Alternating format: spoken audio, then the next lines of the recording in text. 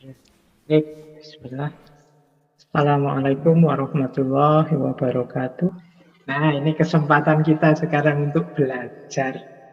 Sebenarnya seperti apa sih posisinya wayang itu dalam budaya Jawa dan bagaimana kemudian dia nanti bersentuhan dengan spiritualitas Islam, khususnya melalui para wali. Kita cari apa sih hakikatnya wayang, kemudian hubungannya dengan Islam, kok ada yang pro, ada yang kontra ini. Seperti apa duduk permasalahannya. Baik, saya awali dari sejarahnya Bapak Ibu. Ini saya ambil dari beberapa sumber, beberapa penelitian, buku-buku yang sudah sebelumnya membahas wayang. Jadi wayang ini asli Jawa, bahkan jauh sebelum hadirnya agama-agama yang kita kenal hari ini. Jadi ada penelitian yang bilang wayang itu sejak 1500 tahun sebelum Masehi. Itu sudah dikenal dalam peradaban Jawa. Kemudian istilahnya sendiri dari kata-kata mahyang. Jadi yang zaman dulu itu dari kata-kata mahyang. Mahyang itu artinya menuju hyang. Hyang itu ya Tuhan kalau dalam tradisi Jawa kuno. Cuma di Jawa kuno aktivitas wayangan ini isinya adalah ini murni aktivitas ibadah, memang aktivitas religius.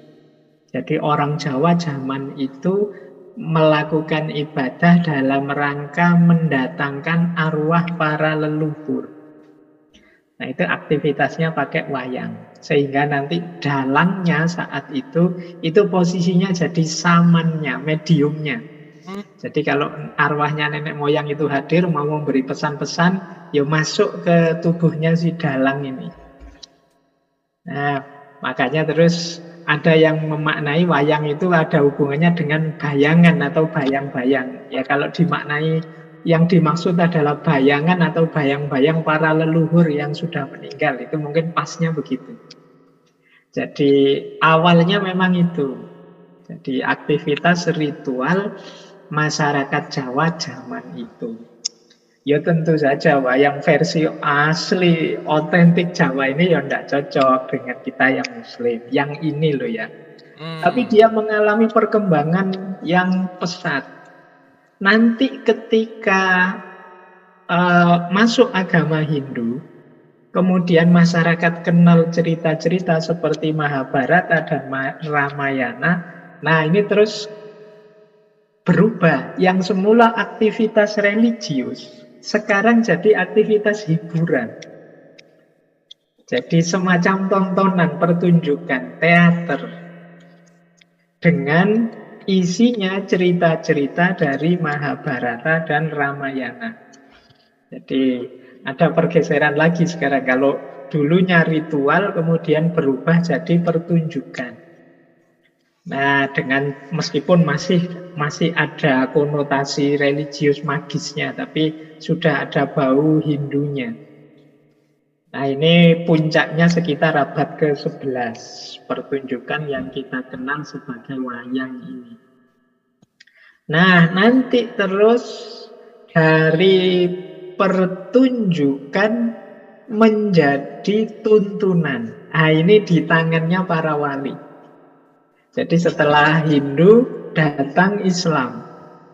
Nah, para wali ini melihat pengaruhnya wayang ini luar biasa. Dia media yang luar biasa yang kalau dipakai untuk dakwah akan sangat efektif.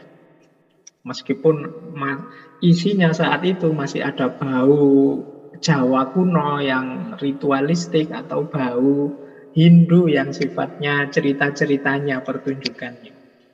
Nah, saat itu kemudian berundinglah para wali dengan Sultan Demak saat itu.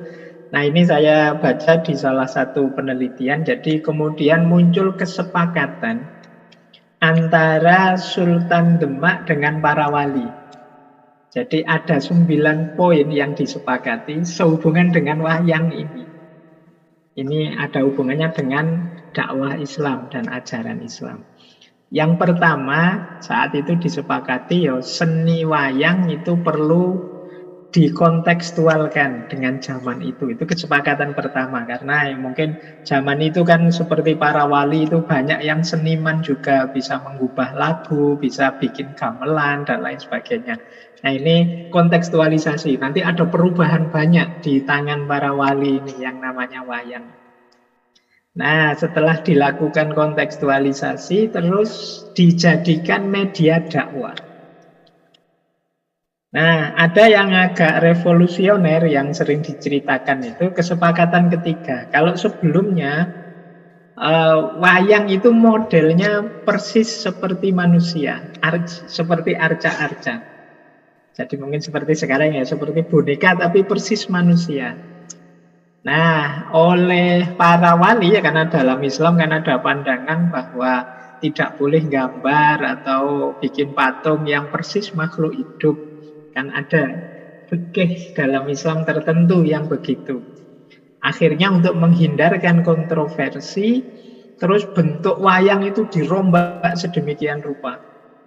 Kalau Bapak Ibu nonton Mahabharata di TV, itu kan orangnya ganteng-ganteng, gagah-gagah, cakep-cakep. Tapi begitu Bapak Ibu nonton wayang itu kan, wayang itu ya seperti itu gambarnya. Seganteng apapun Arjuna, ya gambarnya jadi seperti itu. Dideformasi. Jadi diubah biar tidak mengesankan ini makhluk beneran. Jadi yang dipentingkan oleh para wali bukan bentuknya, tapi ide yang nanti mau dititipkan di wayang yang mau ditampilkan ini. Jadi ada semacam deformasi. Wayang itu kan tangannya sampai di bawah lutut, kemudian lehernya kecil, panjang, macam-macam formasinya, tidak persis sama seperti orang biasa. Memang sengaja dibikin seperti itu. Nah, kemudian kesepakatan keempat, cerita-cerita tentang dewa-dewa diubah agar sesuai dengan perspektif Islam, karena dikhawatirkan nanti jadi musyrik. Jadi para wali sudah sadar sampai level ini. Jadi yang sekarang ada di kita itu sudah versi para wali ini. Kemudian yang keempat, isinya adalah dakwah, keimanan, ibadah, akhlak, moral, dan lain sebagainya. Jadi ini visi wayang zaman itu. Nah, yang keenam disepakati ya ceritanya juga dimodifikasi.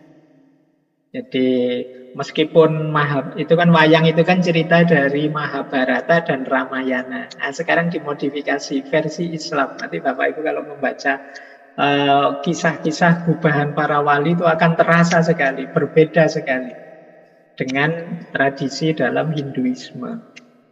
Termasuk tokoh-tokoh dan kejadian itu nanti dimaknai versi Islam. Nanti kita lihat ya, ada beberapa contoh bagaimana memaknai tokoh versi Islam, memaknai kejadian peristiwa-peristiwa wayang Mahabharata itu versi Islam.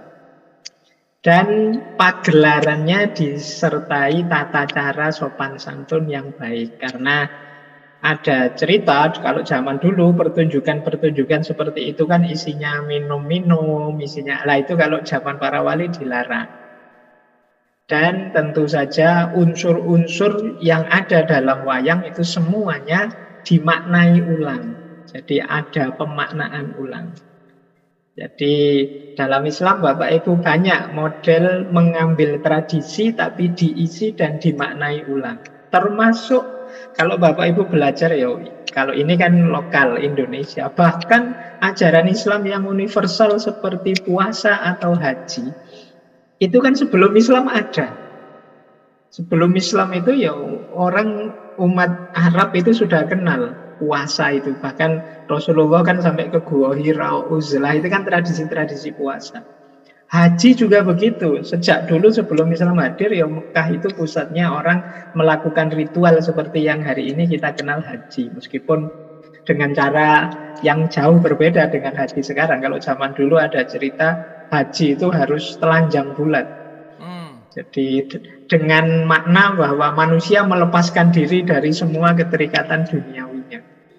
Nah, Islam datang Nama ritualnya tetap diambil tapi dengan modifikasi ajaran. Nah, hal seperti ini itu dilakukan dalam wayang. Jadi kalau ada yang tanya apa bisa Islam itu mengadopsi budaya kemudian diisi Islam, ya dalam sejarahnya banyak yang seperti itu. Jadi ini bahkan dulu disepakati oleh Raden Patah dan para wali bagaimana memanfaatkan wayang.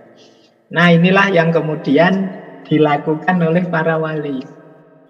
Jadi kalau diurut wayang itu zaman Jawa kuno itu ritual.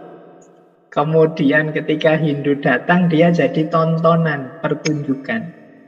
Masuk Islam bertemu dengan para wali, pertunjukan wayang tidak lagi hanya tontonan, tapi di situ juga tuntunan. Karena visi dakwah di situ. Jadi dari ritual jadi tontonan, kemudian berubah jadi tuntunan. Nah, nanti para wali juga nambah cerita banyak. Tidak hanya pakem Mahabharata yang mungkin Bapak Ibu lihat di TV itu. Ada pengembangan cerita yang luar biasa. Ada cerita seperti Petruk jadi ratu. Ada cerita banyak sekali. Kalau Bapak Ibu suka dengan cerita-cerita wayang pasti ngerti. Cerita-cerita carangan. Kalau bahasa wayangnya itu ada pakemnya, ada carangannya. Carangan itu kisah tambahan, sampingan. Jadi nanti kalau di Bapak Ibu mengikuti wayang itu ada misalnya Bima itu punya anak siapa, masing-masing ada ceritanya. Kadang-kadang kalau dalam pakem resminya Mahabharata ya tidak ada. Gatut Kaca itu kalau di cerita Mahabharata ya dia raksasa besar sekali. Tapi kalau oleh para wali dimodifikasi ceritanya Saktria yang kebal, yang otot kawat balung besi dan lain sebagainya. Ini banyak sekali tambahan-tambahan cerita.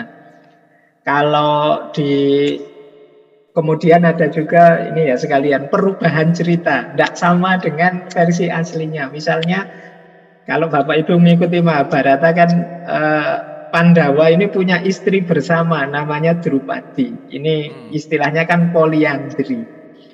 Tapi di versi wayang Jawa tidak ada poliandri itu. Ya Drupadi itu hanya istrinya Yudhistira, istrinya Puntadewa yang barepnya wayang, barepnya Pandowo. Jadi ini ceritanya yang diubah. Misalnya Sri Kandi itu agak transgender kalau dalam ceritanya Mahabharata itu perempuan yang punya jiwa laki-laki. Tapi kalau di wayang Jawa ya dia perempuan asli tapi mahir main panah misalnya. Ini penyesuaian. Bahkan nanti dalam rangka tadi ya menghindari biar tidak musyrik. Yang dewa-dewa pun dibuatkan silsilah bahwa dewa-dewa ini ya keturunan saja manusia, hanya sangat ampuh. Maka Bapak Ibu mungkin pernah dengar ya, silsilahnya dalam wayang itu sampai Nabi Adam. Nanti dewa ini keturunannya Nabi Sis yang mana, keturunan ini dibuatkan seperti ini. Jadi untuk menghindari orang punya paham bahwa ini dewa-dewa ini sifatnya ilahiyah seperti Allah. Enggak. Jadi dewa-dewa juga manusia, cuma dia punya power yang luar biasa. Nah ini yang saya maksud selain tambahan cerita juga mengubah cerita. Juga nambah figur. Nambah figur itu nambah tokoh baru.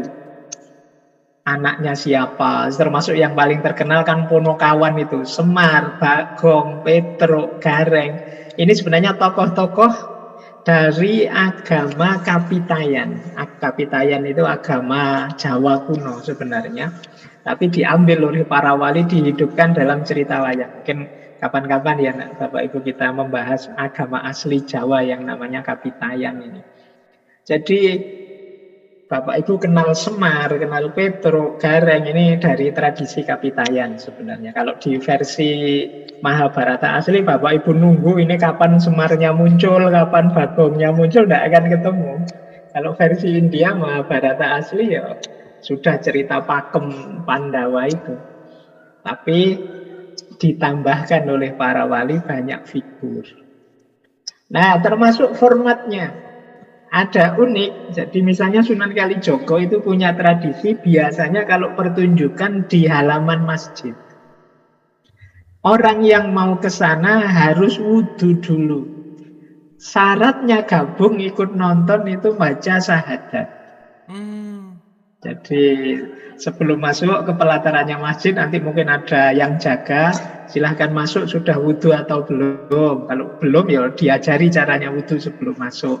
Terus baca kalimat syahadat. Kalau sudah boleh, baru boleh masuk. Nah ini formatnya juga diatur. Pelan-pelan mengajak orang untuk menuju Islam. Jadi dakwah secara halus.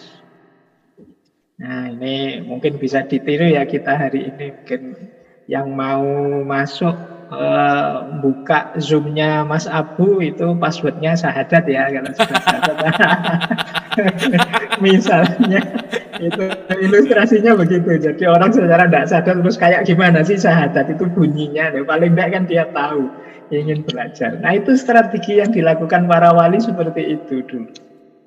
Termasuk pemaknaan-pemaknaan baru. Jadi dalang itu ya kalau dulu kan saman, tapi oleh para wali dibikinkan singkatan. Dalang itu ngudal piwulang. Ngudal piwulang itu memberi nasihat. Kalau dalam bahasa Arab ini sebenarnya istilahnya agak Arab. Dari kata-kata dalan. Dalan itu dalla. Dalla itu akar kata nanti derivasinya termasuk dalil. Itu kan dalla ya dulu dalilan. Jadi dalla itu artinya petunjuk. Jadi dasar. Jadi dalang itu berarti orang yang memberi petunjuk. Dan ngudal piwulan, memberi pelajaran. Termasuk istilah kalimosodo misalnya. Nanti banyak istilah-istilah. Kalimosodo itu ya kalimah syahadat.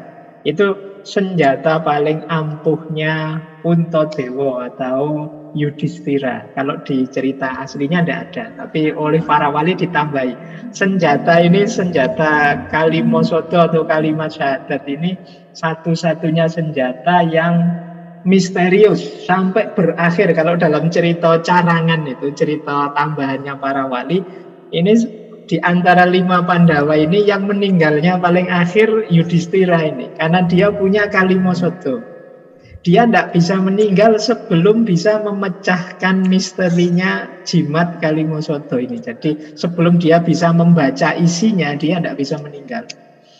Akhirnya ceritanya dia mengembara kemana-mana sampai ke Demak, ketemu seorang wali dan dibacakan. Ternyata isinya kalimat syahadat. Begitu dia bisa membaca kalimat syahadat terus meninggal. Nah ini cerita carangan namanya, tambahan dari para wali. Jadi berarti apa? Ini sebenarnya cerita ini mengajarkan kita jangan sampai kita meninggal sebelum muslim.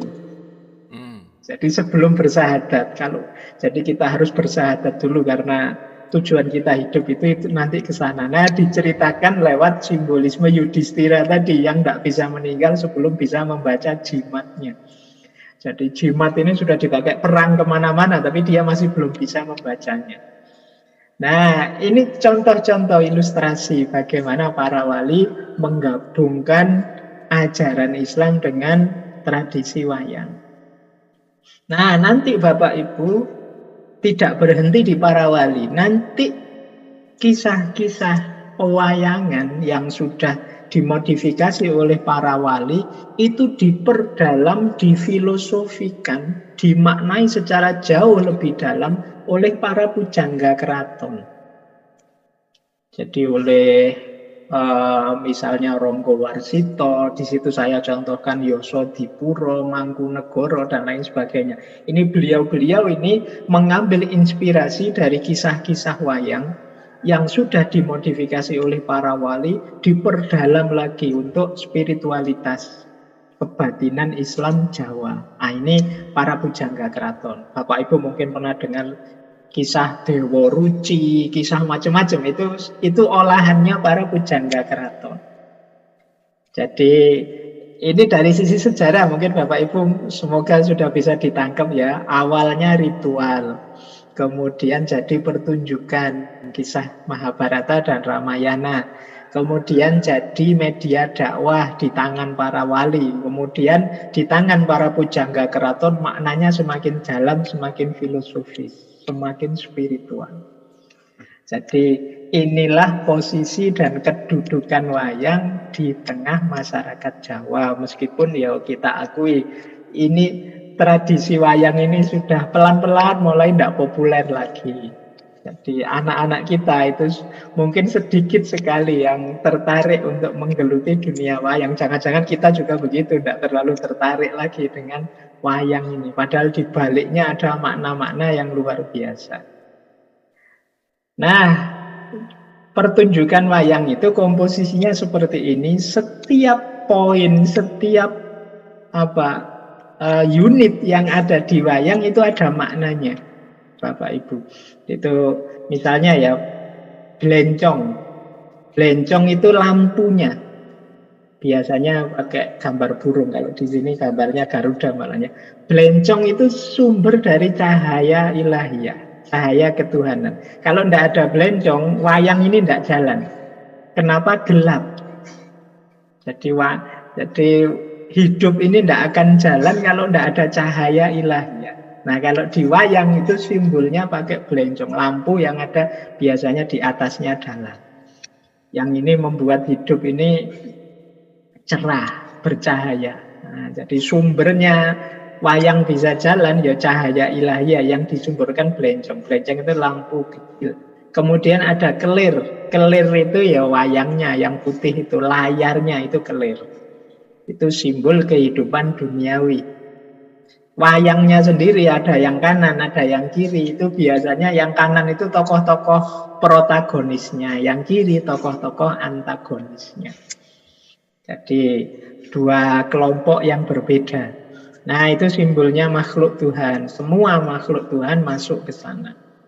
Kemudian ada dalang. Jadi maknanya dalang itu sebenarnya kalau mengikuti narasi dari sumber-sumber yang ada itu sebenarnya simbol logika, intuisi, imajinasi, rasa, nafsu.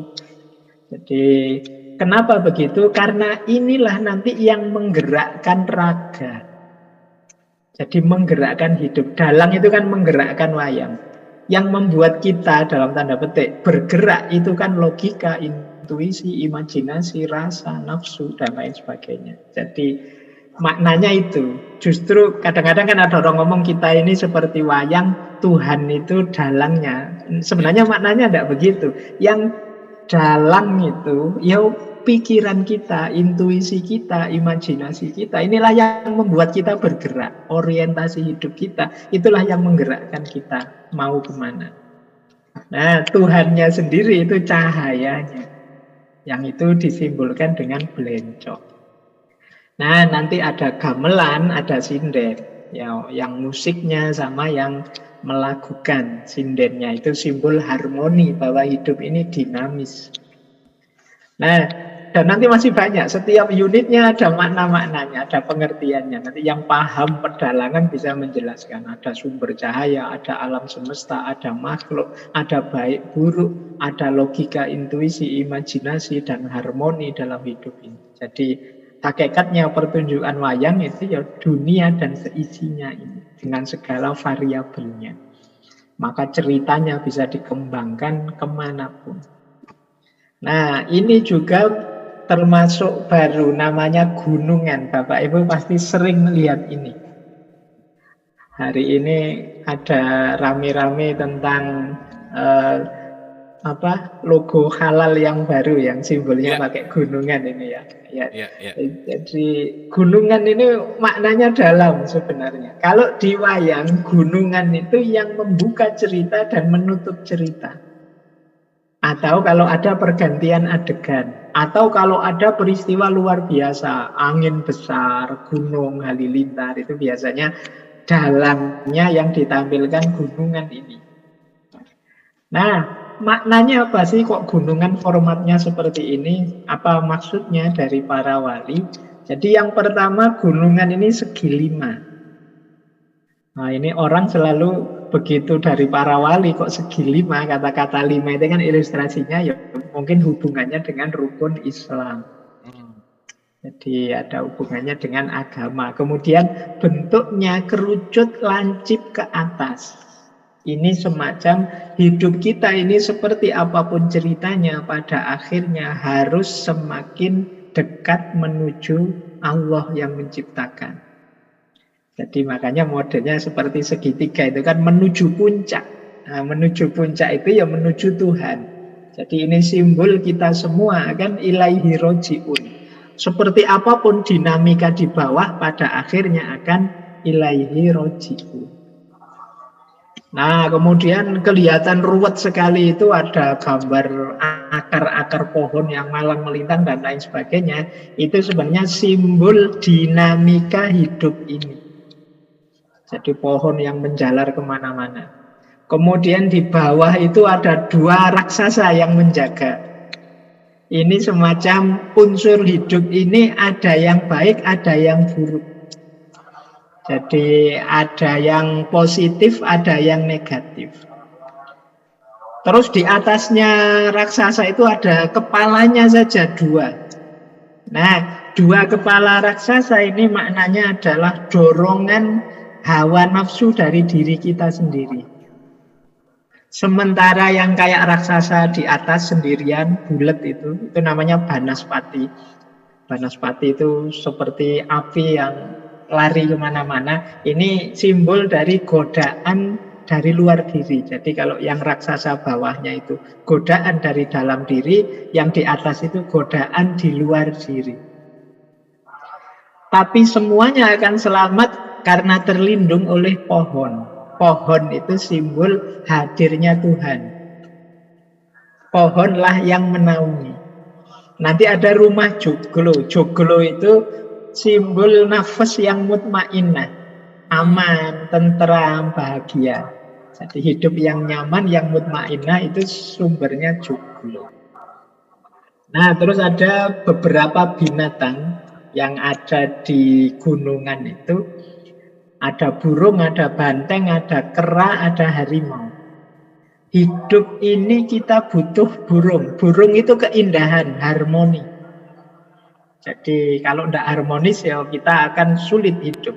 Ada banteng. Banteng itu kekuatan. Kita juga harus punya power. Ada kera. Kera simbol kecerdasan. Dan ada harimau. Harimau itu simbol kepemimpinan. Jadi dalam hidup sosial kan kita butuh pemimpin yang kuat. Itu simbolnya harimau. Hidup kita itu beres kalau harmonis, kita punya power, kecerdasan, ilmu, jalan, dan pemimpinnya juga sekuat harimau. Nah, jadi gunungan yang jadi pengawal dan pembuka itu ternyata maknanya dalam sekali, Bapak Ibu. Makanya ya mungkin perlu kita kenali tinggalan-tinggalan dari nenek moyang kita itu kan ternyata ya tidak sekedar asal bikin ikon, asal bikin simbol, tapi mereka juga menitipkan makna-makna yang mendalam. Baik, kita lihat ya sekarang contoh-contohnya bagaimana para wali memaknai wayang-wayang ini. Ini hanya contoh, saya tidak bisa menjelaskan semuanya. Misalnya tadi, ini tokoh pertama dari Pandawa. Ini ya, kalau ini memahaminya tidak terlalu sulit. Jadi Yudhistira ini simbol dari syahadat.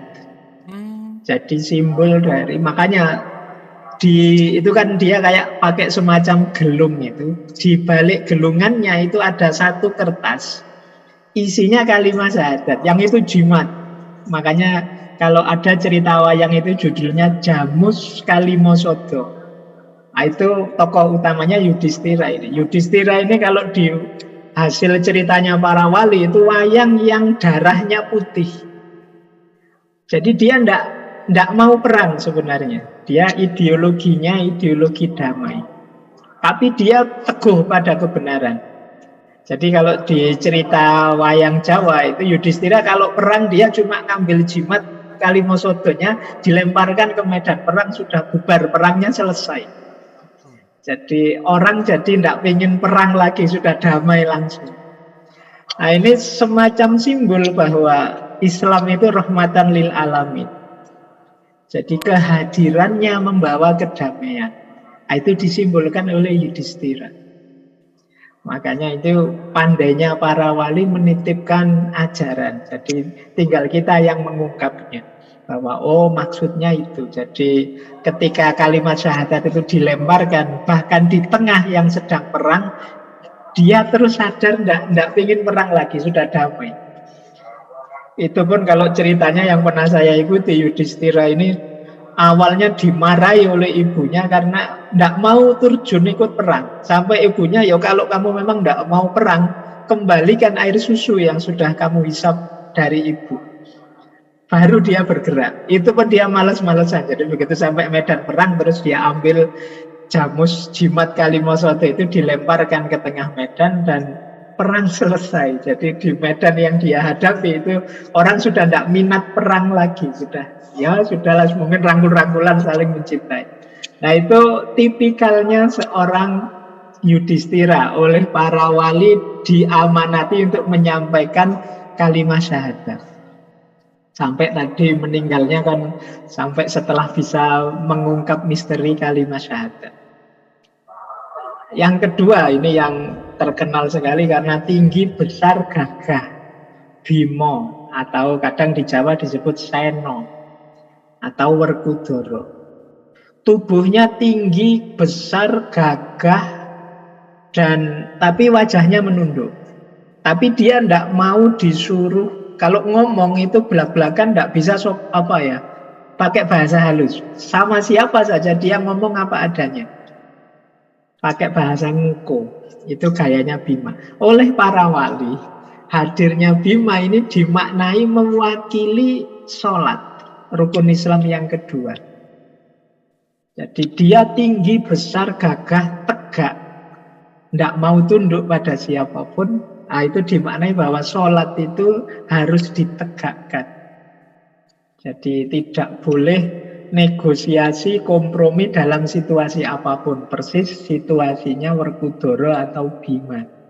Dan Bima ini cirinya kalau sedang melakukan sesuatu, dia harus tuntas. Tidak mau dia setengah-setengah. Dan itu dia analoginya sholat. Sholat itu ya kita harus tuntas. Senjata utamanya kalau tadi Yudhistira kan pakai jimat Kalimasada, dia kukunya itu Bapak Ibu lihat kan kukunya panjang. Kuku itu namanya kuku Ponconoko. Ponconoko itu kalau noko itu artinya kuku, ponco itu 5. Jadi dia punya kuku yang punya 5 kekuatan. Itu ya persis seperti kita kan wajib sholat itu 5 kali. Jadi kalau sudah terkena kukunya Bima ini, makanya terus ada obat yang pakai istilah kuku Bima. Bapak Ibu mungkin dengar ya, obat kuat itu namanya kuku Bima. Karena kalau sudah kena kuku Bima ini habis sudah semuanya, tidak ada yang bisa ngumpul. Ini yang paling kuat, ini paling jago. Tapi sebenarnya kuku Bima itu ijtihadnya para wali, maksudnya sholat. Makanya namanya kuku Ponconoko. Jadi 5 power, 5 kekuatan. Nah ini Pandawa kedua. Ada lagi Pandawa ketiga. Kalau ini mungkin terkenal di kalangan ibu-ibu yang putri, Arjuna. Ini paling ganteng, paling sakti dan kalem. Kalau Bapak Ibu nonton wayang orang, kadang-kadang nyari tokoh yang perfect seperti Arjuna tidak ada. Sehingga Arjuna itu sering dimainkan perempuan. Karena lembut tapi sakti dan tenang. Nah ini cirinya Arjuna. Dan ya tentu saja tampannya luar biasa. Ini oleh para wali diprofil seperti itu untuk sebagai gambaran puasa. Jadi orang yang rajin puasa itu jiwanya jiwa yang terlatih, kuat dan tenang. Jadi itu profilnya Arjuna. Dia akan sangat indah. Orang yang mampu menahan diri itu kan indah jiwanya, sehingga disimbolkan dengan dia sangat ganteng.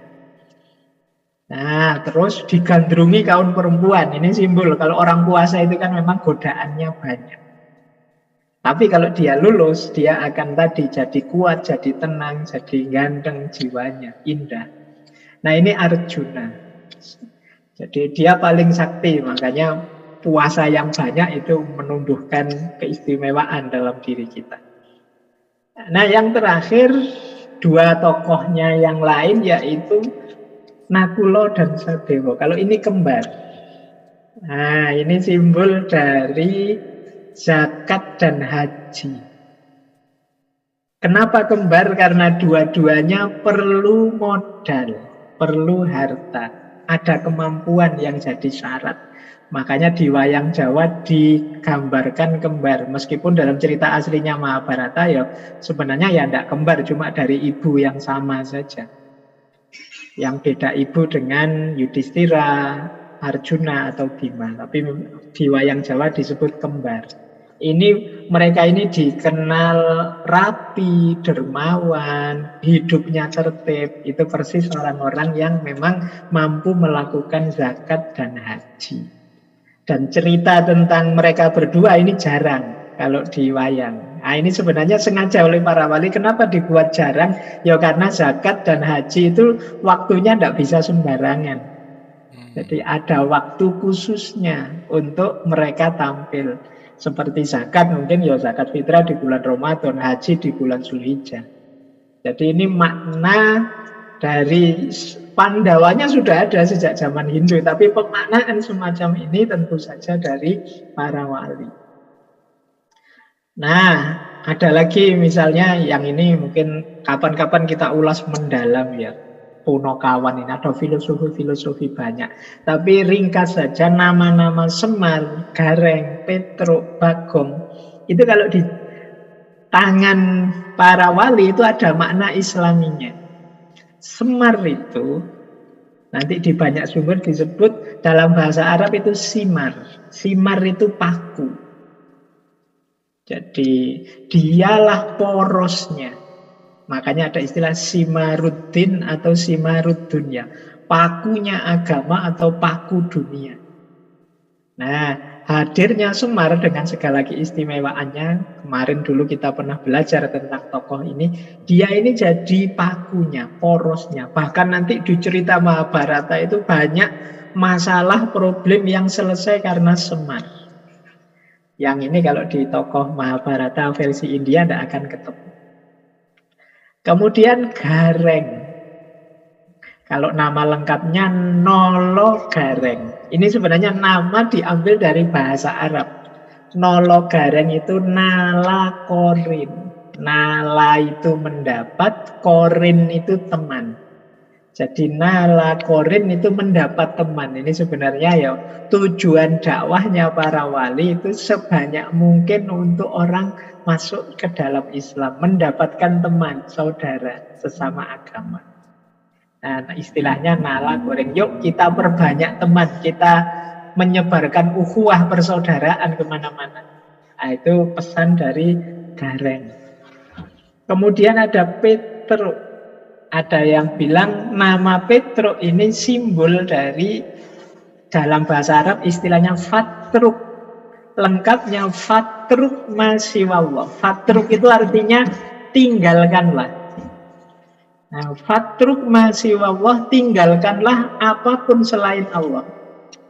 Jadi dari sosok Petruk ini kita diajari, mari kita tinggalkan apapun selain Allah.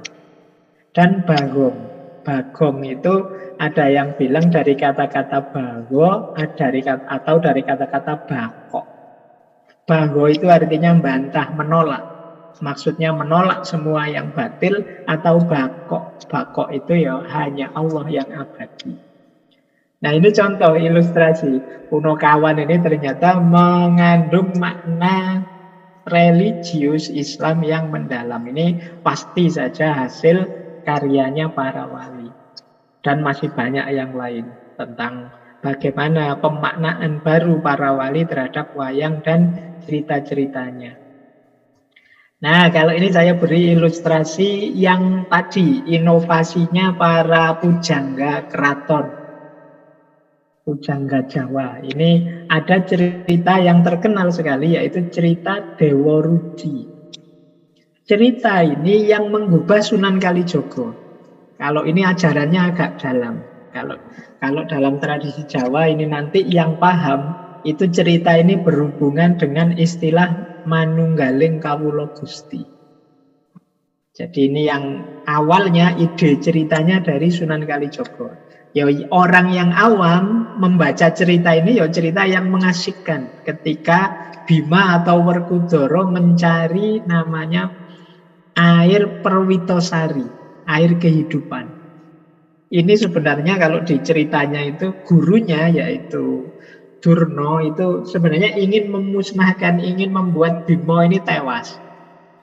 Jadi dia disuruh mencari air kehidupan yang adanya di tengah-tengah samudera. Tujuannya gurunya biar dia tenggelam di tengah laut. Tapi Bima ini ya karena dia sangat patuh dengan gurunya, disuruh apapun dijalankan.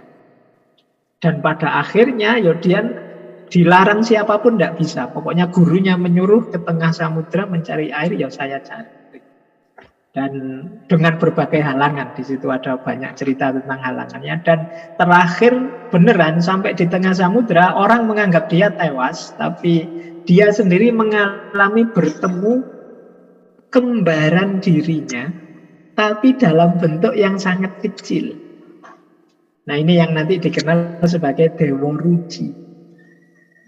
Yang kembaran dirinya yang sangat kecil ini terus meminta Bima atau Werkudara masuk ke dalam dirinya. Ini kan Bima heran, kamu sangat kecil begitu, gimana aku masuk ke dalam dirimu? Nah di situ nanti cerita ini dikembangkan oleh para pujangga keraton, misalnya oleh Yasadipura I tadi di naskah Bima Suci. Naskah Bima Suci ya cerita Dewa Ruci ini yang nanti isinya manunggaling kawula Gusti. Jadi istilah air Perwitosari itu ya sebenarnya hakikatnya kehidupan, bahwa hakikat hidup ini kita itu tidak ada. Satu-satunya yang ada ya hanya Tuhan. Cuma dijelaskan dengan simbol Dewa Ruci. Ayo gabung ke ranah ketuhanan. Nah, halangannya banyak. Misalnya dia ketemu di hutan, di gunung. Hutannya namanya Tikbro Soro. Tikbro itu artinya prihatin, Soro itu tajam. Untuk bisa melakukan suluk sehingga nyampe level manunggaling kawula Gusti, kita perlu melakukan tirakat prihatin yang dalam. Di situ nanti kita bisa mempertajam intuisi atau mendaki gunung Rekso Muko. Muko itu wajah, Rekso itu mengekang, memelihara. Jadi ini simbolnya semedi di sana. Nah, Rekso Muko berarti kemampuan kita berpuasa tadi, menahan diri, melakukan tirakat. Kalau sudah lulus di yang susah-susah, dia ketemu dua raksasa, raksasa Rukmuka dan Rukmokolo. Rukmuka dan Rukmokolo itu simbol kamukten dan kamulian. Jadi dalam perjalanan kita menuju Allah, kalau kita lolos halangan yang sulit-sulit, kita akan ketemu sebaliknya, halangan yang enak-enak. Kesuksesan, mungkin anugerah apa, dapat karomah apa. Ini dalam suluk kan juga hati-hati, jangan tertipu dengan ini, karena tujuan kita Allah saja. Nah ini disimbolkan dengan raksasa Rukmuko Rukmokolo, yang artinya kamukten dan kamulian. Biasanya orang kalau sudah dapat pangkat, derajat dari tirakatnya terus berhenti. Padahal perjalanannya kan belum final, belum ketemu Allah. Nah puncaknya dia melawan dirinya sendiri, yaitu ular naga Amburnowo. Ini sifat jahat ego dari dirinya sendiri. Nah kalau lawan di 3 level ini terkalahkan, baru ketemu air Perwitosari. Baru ketemu rahasia kehidupan. Disitulah manunggaling kawula Gusti. Ini versinya Yasadipura. Nah, jadi ini salah satu ilustrasi Bapak Ibu bagaimana para pujangga mengembangkan, memperdalam, membuka rahasia-rahasia ajaran yang ini oleh para wali disampaikan simbolik saja, karena para wali tahu level wawasan masyarakatnya masih belum nyampe. Jadi di sini nanti Bapak Ibu ketemu rahasianya ya, mengapa kok Syekh Siti Jenar itu banyak dikritik oleh para wali, karena Syekh Siti Jenar mengajarkan level kajian yang belum nyampe untuk masyarakatnya. Ya. Jadi bukan isinya. Seperti ajaran Dewa Ruci dari Sunan Kalijogo itu sebenarnya maksudnya sama dengan Manunggaling Kawula Gustinya Sesi Pijenar. Tapi Sunan Kalijogo mengajarkannya lewat simbol-simbol. Hanya yang ilmunya nyampe yang bisa mengungkap simbol-simbol itu. Ya, bedanya Sesi Pijenar menyampaikan apa adanya sehingga muncul banyak masalah. Nah, itu duduk perkaranya di situ sebenarnya, konflik antara para wali dengan Sesi Pijenar. Termasuk saya ambil cerita ini satu menarik ya dari Mangkunegoro Sekawan, Mangkunegoro yang keempat. Beliau nulis serat Tripomo. Ini mengambil 3 tokoh dalam tradisi wayang. Yang ini diambil aspek cinta tanah airnya. Nah, ini 3 orang dengan tipikal berbeda. Yang pertama namanya Patih Suwondo. Yang masa mudanya namanya Bambang Sumantri. Yang kedua Kumbakarna. Yang ketiga yaitu Adipati Karna. Kalau di Mahabharata mungkin kita mengenalnya sebagai Surya Putra, anaknya siapa? Dewa Surya. Yang itu dia terpaksa ikut Kurawa. Kalau Kumbakarna ini adiknya Rahwana. Kalau Patih Suwondo ini dari cerita sebelum Ramayana. Jadi kisah Arjuna Sosrobahu. Jadi tiga-tiganya ini awalnya orang yang tidak cocok dengan negaranya. Jadi orang yang tidak nyambung. Tapi kemudian karena rasa cinta tanah air, dia tetap berjuang membela negaranya. Kalau Patih Suwondo itu bahkan pernah konflik dengan rajanya. Tapi kemudian dia jadi sangat patuh sampai membunuh adiknya sendiri. Kalau Kumbakarna itu dia tidak setuju dengan rajanya, dengan Rahwana. Kok dia menculik Dewi Sinta. Tapi dia tahu kalau dia melawan kakaknya, negara akan kacau. Maka dia milih tidur. Jadi toponya itu dia menjauh dari jabatannya, dari keramaian. Dia milih tidur. Sampai nanti ketika negaranya Rahwana diserang oleh Rama, dia turun tangan. Salah satu musuh yang sulit dikalahkan, Kumbakarna, yang harus dibangunkan dulu dari semedinya. Jadi meskipun dia tidak setuju dengan pimpinannya, dia tidak berontak saat itu, tapi dia milih mundur. Tapi pada saatnya dibutuhkan, dia terjun. Kalau Patih Suwondo tadi, begitu dia sadar dia salah, meskipun dia sudah berontak, ya dia terus balik lagi bela negara. Atau Adipati Karna. Adipati Karna ini tahu bahwa Kurawa ini pihak yang salah. Dia sendiri sebenarnya kan hakikatnya kakaknya Pandawa yang tertua. Tapi sebagai seorang kesatria, dia sudah berjanji, bersumpah untuk membela Kurawa, ya dia mengorbankan dirinya untuk negaranya. Nah, ini menarik ya, yang nulis ini Raja Mangkunegoro IV. Dia menggunakan simbol-simbol cerita wayang untuk menanamkan rasa cinta tanah air. Dengan tokoh-tokoh yang ini kalau di wayang malah kadang disebut antagonis juga ini tokoh. Tapi ada keistimewaannya, cinta tanah airnya. Nah, ini gayanya para pujangga mengelola cerita-cerita wayang. Jadi memperdalamnya, menambah filosofi-filosofi dan lain sebagainya. Baik, Bapak Ibu. Nah, saya kira ini ya sekedar mungkin memudahkan kita memahami posisi wayang dalam budaya Jawa kita ini. Biar tidak salah paham lagi. Baik. Saya jawab yang terakhir tadi tentang Nabi tadi, Mas Abu. Ya. Kalau saya pendapatnya bisa jadi di Jawa juga ada, mungkin juga banyak nabi-nabi. Jadi kalau bahkan kan ada pendapat bahwa nabi itu hadis itu ya, jumlahnya sekian ribu dan sekian dan seterusnya. Bahkan ada yang bilang di setiap periode 100 tahun apa sekian tahun selalu lahir utusan-utusan Tuhan. Jadi kemungkinan ada nabi-nabi Jawa meskipun dengan yang kita imani kan yang resmi yang 25 itu. Jadi mungkin nabi gaya Jawa, bukan nabi gaya Timur Tengah. Nah, itu mungkin ada dengan kearifan yang dibawa sendiri. Kan berarti bukan Islam, Pak. Ya, Islam kan adanya sejak abad ke-6 ke-7. Sebelumnya nabi-nabi sebelumnya juga dengan ajarannya sendiri yang orientasinya sama tentang ketuhanan. Yang saya sebut tadi Kapitayan itu bahkan sangat dalam ajaran Kapitayan itu Ada yang saya ingat, mungkin bulan depan atau depannya lagi kita bahas Kapitayan itu. Konsep ketuhanannya itu konsep ketuhanan yang pakai istilah tan keno kinoyo ngopo. Ya. Jadi tan keno kinoyo ngopo tidak bisa sama sekali dijelaskan. Jadi ngomong apa saja tidak bisa. Itu teologi tan keno kinoyo ngopo itu harus mati-matian diyakinkan di Timur Tengah abad ke-6, abad ke-7. Karena orang terbiasa berpikir materialistik. Ketika tan keno kinoyo ngopo itu kan tidak ada bukti konkretnya. Kalau di Timur Tengah kan sering nabi-nabinya diuji untuk coba tunjukkan Allah. Bahkan Nabi Musa kan juga pernah, ya Allah coba tunjukkan dirimu di depanku. Meskipun akhirnya beliau sendiri malah pingsan. Nah, jadi kemungkinan juga Jawa-Jawa lama, Jawa kuno itu punya kearifan kedalamannya sendiri termasuk dalam wayang. Tapi di antara istimewanya mentalitas dan budaya Jawa, mereka itu terbuka.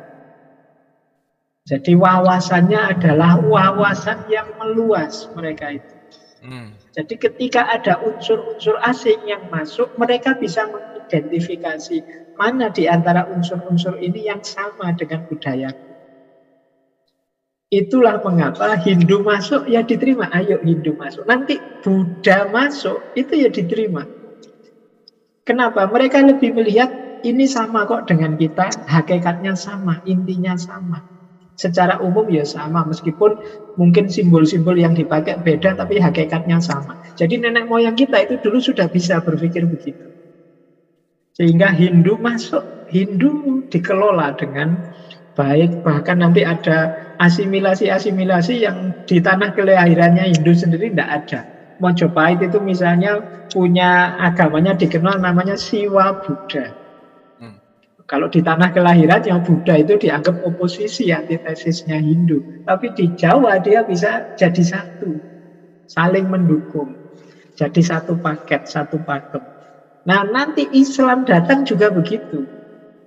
Mereka melihat titik-titik kesamaan bahwa oh ini dengan ajaranku yang lama sama tuh ada kesamaan-kesamaan. Maka masuk dengan halus dan diterima. Mereka tidak terlalu komplain mempermasalahkan yang lahir-lahir. Nah ini termasuk wayang juga begitu. Jadi wayang itu kan tadinya ritual, tapi kemudian masuk Hindu mereka, wah ini ada cerita-cerita Ramayana, Mahabharata, indah nih ceritanya, yuk kita tampilkan wayang yuk. Dan mereka tidak keberatan. Harusnya kan kalau ritual itu terus jadi tontonan itu kan kalau kita tidak terima itu kan, masuk ritual jadi tontonan. Tidak, di Jawa zaman itu tidak, ya monggo saja. Mungkin yang melakukan ritual tetap, tapi muncul tontonan-tontonan. Meskipun nanti lama-lama agama Hindu semakin masif, ya yang Kapitayan semakin tidak kelihatan. Nanti Islam juga begitu. Islam datang ya melakukan revolusi-revolusi, reformasi-reformasi, diterima oleh nenek moyang kita. Itu menurut saya di antara istimewanya budaya kita itu terbuka. Cuma ya mentalitas ini kalau hari ini mungkin ya mengkhawatirkan karena sekarang banjir informasi. Tidak jelas hari ini kita yang unggulan yang mana, itu menurut saya orangnya juga. Nenek moyang kita dulu begitu terbuka, bisa mengadaptasi apa saja yang hadir, mengambil yang baik dan yang terbaik untuk budayanya. Sementara kita hari ini agak kesulitan di situ. Saya membacanya babak-babak wayang ini menunjukkan simbah-simbah kita dulu itu mampu beradaptasi, melakukan kontekstualisasi ajaran sesuai situasi dan kondisi mereka. Yang kurang mampu seperti ini menurut saya kita hari ini. Kenapa sih wayang itu tidak terlalu laku? Mungkin ya karena tidak seperti para wali dulu misalnya melakukan kontekstualisasi, pemaknaan baru, pendekatan yang baru, sehingga akhirnya monoton. Tentu saja di generasi milenial, generasi hari ini yang serba teknologi, mungkin jadinya menjemukan, membosankan.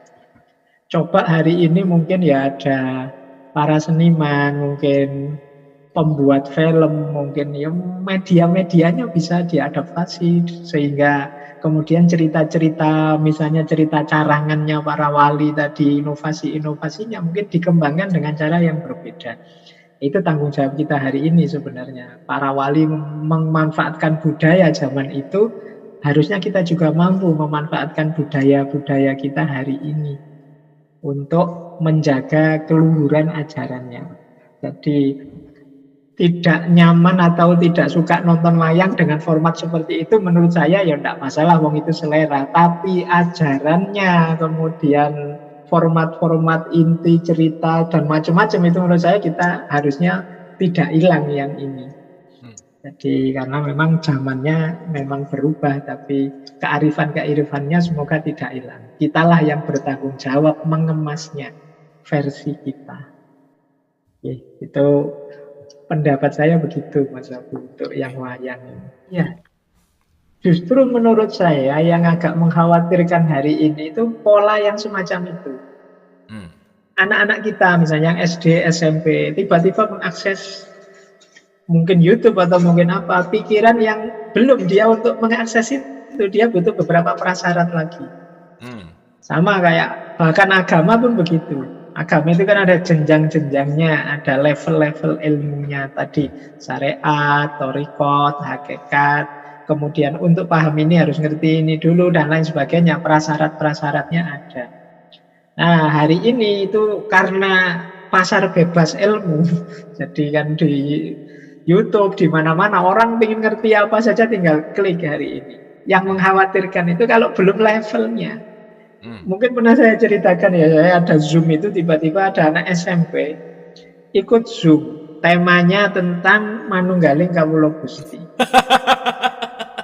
Oke, wah menarik nih. Terus gimana Iya, Pak? dan dia tanya, Pak, saya baca buku tentang Sesiti Jenar itu, katanya Manunggaling Kawula Gusti itu bla bla bla bla dan lain sebagainya.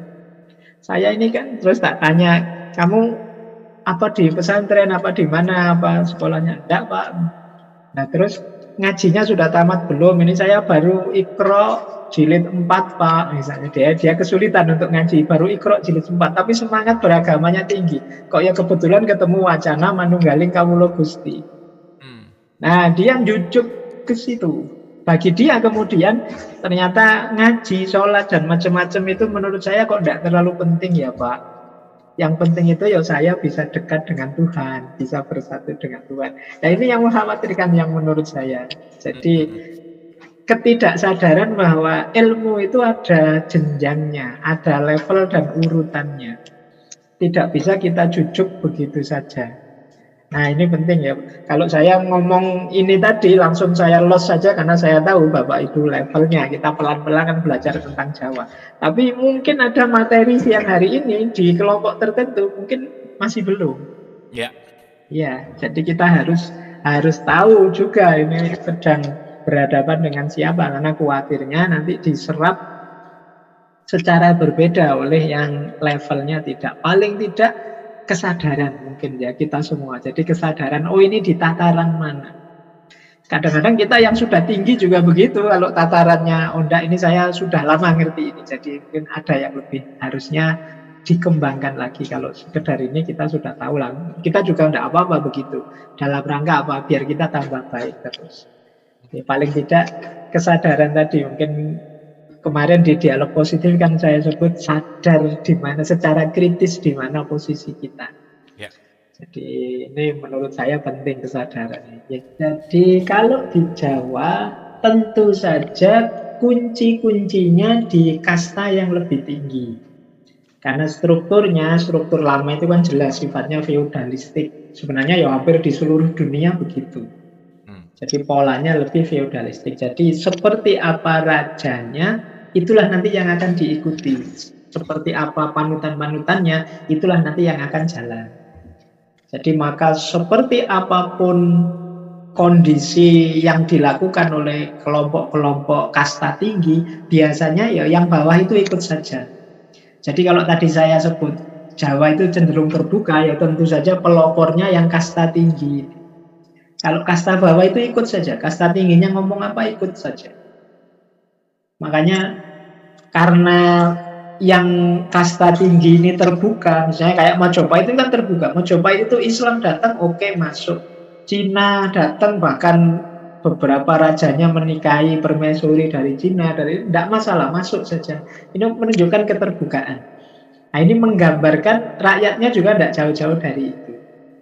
Jadi karena memang budayanya budaya yang cenderung feodalistik. Inilah tadi makanya tadi para wali itu khawatir ketika sesi Jenar itu kembali ke situ ya, menampilkan ajaran-ajaran yang belum levelnya, karena orang kecil ini pasti nanti ikut saja, termasuk pada sesi Jenar tadi. Sehingga ceritanya kemudian beberapa chaos muncul. Beberapa chaos itu misalnya yang belum levelnya tadi, ikut saja kata-kata sesi Jenar bahwa mari kita mencari mati sakjeroning urip, mati saat kita hidup. Yang levelnya tinggi bisa memaknai mati saat hidup, tapi yang nggak ngerti, yang level awam itu berarti hidup itu berarti nyari mati saja. Akhirnya banyak mereka melakukan misalnya ya kejahatan-kejahatan, ngerampok, ngaco, biar aja tidak apa-apa, ditangkap, dipukuli orang tidak apa-apa, sampai mati juga tidak apa-apa. Wong hidup ini memang tujuannya cari mati. Nah, ini kan pemahaman seperti ini itu kalau di level mereka ini kan memang nyampainya begitu, mereka memahami mati sakjroning urip itu. Bisa jadi nanti ada yang sampai bunuh diri dan lain sebagainya. Karena wawasannya belum nyampe. Kenapa kok mereka ikut saja? Yo, mereka tradisinya memang agak feudalistik, ikut saja pada panutannya, pada kasta yang lebih tinggi. Itu mungkin yang dimaksud nerimo tadi ya. Sudah, orang yang saya anggap mampu, orang yang saya anggap lebih tinggi, itu berarti yang baik dan benar itu. Nah, kalau mungkin rakyatnya cerdas-cerdas seperti hari ini, mungkin ya para wali tidak komplain dengan sesi Jenar. Ya, orang-orang sudah siap, pikirannya nyampe. Tapi kalau zaman itu masih belum. Itulah yang membuat para wali dan sesi Jenar agak konflik tentang strategi dakwah. Kalau prinsipnya sesi Jenar kan, ya kebenaran ya harus disampaikan. Nah, tapi para wali ya enggak, ya jalannya harus wise, harus bijaksana, lihat levelnya mereka. Nah, jadi posisinya begitu antara yang kasta biasa dengan kasta yang lebih tinggi. Jadi yang sederhana, yang sejenis wayang ini sebenarnya tidak hanya Jawa, tapi Nusantara, Mas Abdi. Jadi bahkan tidak hanya luar Jawa sih, Thailand, Siam itu ada tradisi wayang. Bahkan Vietnam juga ada yang penuh tradisi sebagaimana wayang ini. Apalagi budaya-budaya Melayu seperti Malaysia, Brunei, Singapura itu pasti ada budaya seperti ini. Jadi memang skupnya adalah skup, ya hari ini kita menyebutnya Nusantara. Jadi ajaran versi Islam yang diajarkan para wali ini banyak mempengaruhi Islam di Nusantara. Makanya hari ini kemarin-kemarin kan ramai itu istilah Islam Nusantara itu. Jadi Islam Nusantara itu bukan Islam versi baru yang ajarannya beda, tapi Islam yang dikemas oleh para wali menyesuaikan dengan kondisi di Nusantara. Jadi wadah-wadahnya mungkin budaya yang sudah ada sebelumnya di Nusantara, tapi isinya tetap Islam. Sama seperti wayang itu kan sebenarnya wadahnya yang diambil. Jadi wadah wayangnya yang dari Jawa kuno, tapi isinya kan sudah berubah sama sekali. Tidak lagi seperti isi lama. Itulah sebenarnya mudahnya diksi Islam Nusantara itu. Yang memang tersebarnya di ranah Nusantara yang paling terkenal. Nah, nanti beberapa memang ada yang dibawa oleh para ulama Nusantara yang sampai ke Mekah sana. Kan kita punya beberapa ulama Nusantara yang jadi guru di Mekah.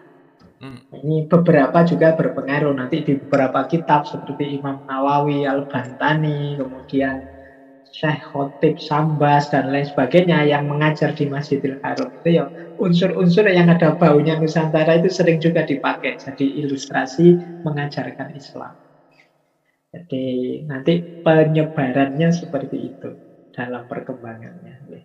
Baik, jadi Bapak Ibu paling tidak pesan untuk kajian kita siang hari ini tentang wayang sebagaimana dilakukan oleh para wali bahwa kita perlu bijaksana dalam menyampaikan kebenaran. Itu yang pertama ya, karena masyarakat itu punya level, punya situasinya sendiri.